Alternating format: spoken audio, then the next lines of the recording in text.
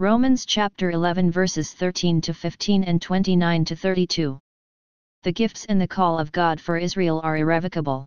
Brothers and sisters, I am speaking to you Gentiles.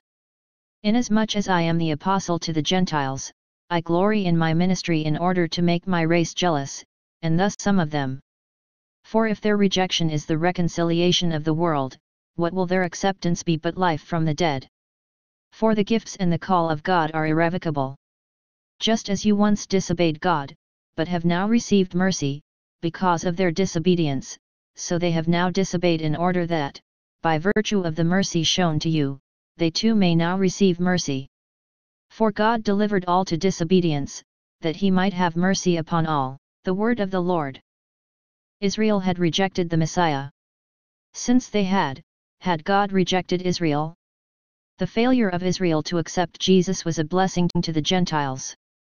Because the Jewish Christians left Israel to avoid persecution, but when they left they took with them Christianity and began living the faith in other lands.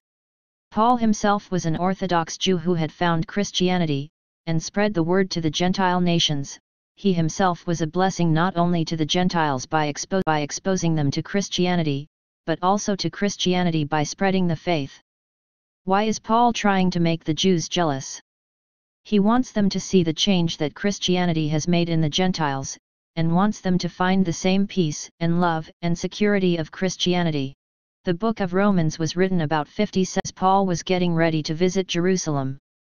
Another interesting thought on this subject comes from the book of James written about 49 AD.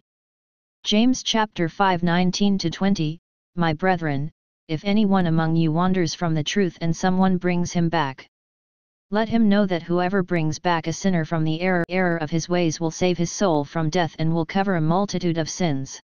God had chosen Paul to reach out to the Gentiles and would certainly keep his promises to the chosen people. The Jews still have the opportunity to be saved because God never revokes his promises.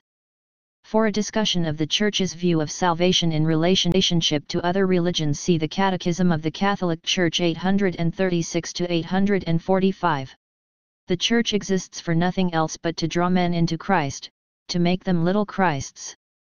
If they are not doing that, all the cathedrals, clergy, missions, sermons, even the Bible itself, are simply a waste of time. God became man for no other purpose. C.S. Lewis.